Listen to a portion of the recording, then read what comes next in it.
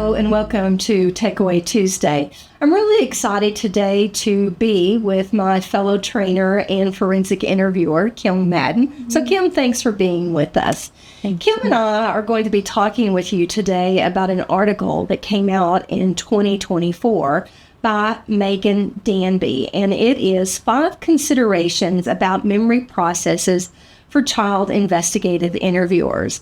And Kim, when we saw this article, when we went through it, we were really excited about the information that she shared. And we really thought that it pertained to forensic interviewers. Yes.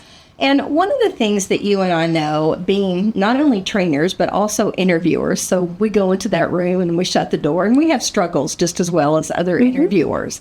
But what we do know is that we have a large body of research that shows that interviewers, all of us, that we really struggle at times following those best practice guidelines. And there is this talk or this thought within the article, and certainly our discussions here at the National Children's Advocacy Center, that sometimes this unwillingness or an inability, maybe I should say, to follow best practice guidelines may come from interviewers not really understanding the why. Why do we do what we do in the forensic interview? And how do we go about maximizing children's recall of information? And so we're going to talk about the article today and the 5 points that Danby made as far as memory processes. And what does that mean for forensic interviewers? Yes. So the first one is having to do with memory forgetting rates. And there is this oftentimes, especially when there's a traumatic event, so let's say a child witnesses a homicide, is do we conduct that interview right away? How soon do we move? Do we need to wait for a period of time before that interview is conducted? And what Danby says is that every interview should be planned, whether it's a traumatic moment or incident that the child either experiences or witnesses. But we should make just like with all of our other interviews, that we should, along with our team members, make a decision about when that interview is going to be conducted. We need to plan, just like we would plan for any interview.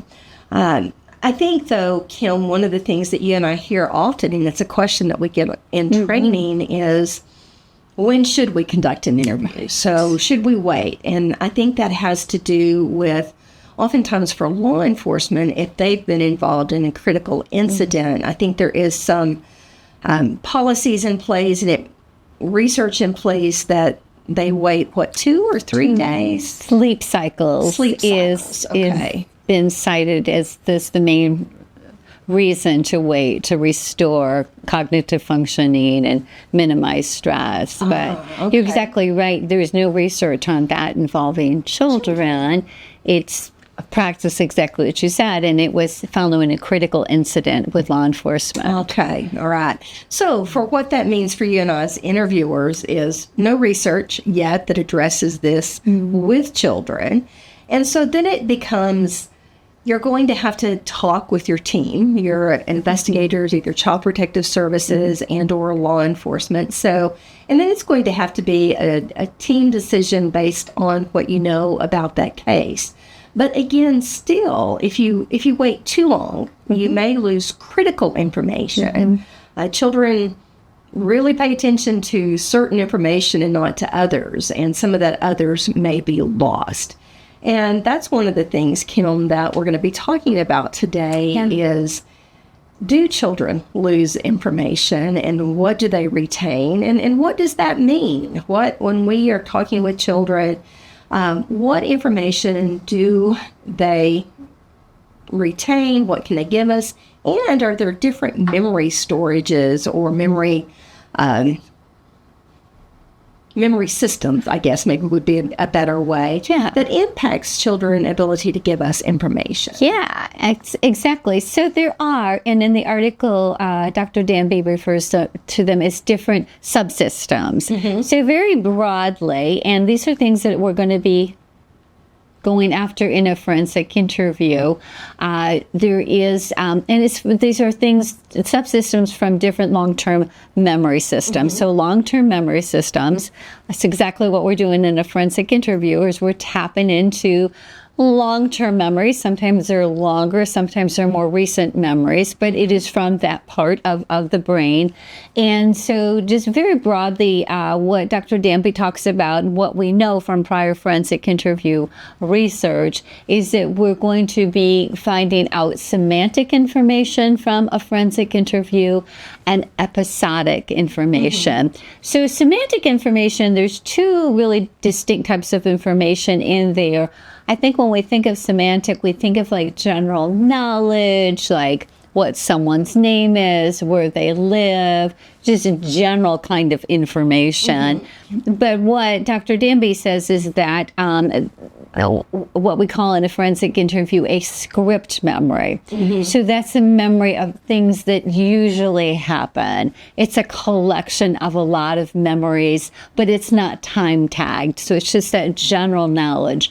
That's a special type of semantic memory. It's the script information that kids give us. So if a child is saying it always happens this way, or every time, that's that somatic. It's individual to the child, but it's a script of what they've experienced. It's a script of what they've experienced, yes. And so, of course, the goal for every forensic interview is that we want to get to that episodic information, because that's where we have location, that's where there is a period of time, that's what our investigators need for charging purposes. And that is very challenging for a lot of kids. So she talks about those two different types of memory subsystems, and then looking at the types of questions and how we can support children when we're doing both of those types of inquiries. The other thing that she talks about, and I know this has been a topic, you talked about it in the last Takeaway Tuesday, but this idea of topic hopping, that you may start off asking a child about, say, maybe it is a child starts off, what are you here to talk about? Because something happened to me last night. My mom hit me really hard. She did something. So that's an episode. It's really the child's talking in past tense. And so if you go in and you're talking about what happened, and then say you drift over into semantic information. You said your mom hit you last night. Where were you when that happened? We were over at my aunt's house. Your aunt's house? Where does your aunt live? That's that topic hopping. And what happens is it can increase errors, and it's really exhausting for children and can tire them out more if they're having to shift between those two different memory subsystems. So what we do know from research, though, is that there are benefits when you're talking to a child who's been maltreated on multiple occasions. There are a lot of benefits by allowing that child to give you that script, that big overview. And sometimes it's a lot. They're going back over years and years, maybe multiple perpetrators. And then, so cover the script and then make that transition to trying to find those episodic details. Once you hop over to those episodic details, really make every effort to stay there until you have exhausted an episode. So what you're saying, Kim, is let the child go through the script. Yes, exactly. And then you narrow it down to specific episodes that the child may remember. Yes. And this is a really good place to talk about the why of narrative practice. This is one of the main reasons why we do narrative practice, because you are giving that child the opportunity to engage in that episodic memory training. You're going to ask, of course, with narrative practice, about a unique event, because you want to see what is that child's capacity, how do they retrieve memories, and can they sequence information. So you're exposing that child to the idea that later in the interview they're going to experience those same kind of questions. And you as the interviewer get a good glimpse of that, how that child reacts to that task.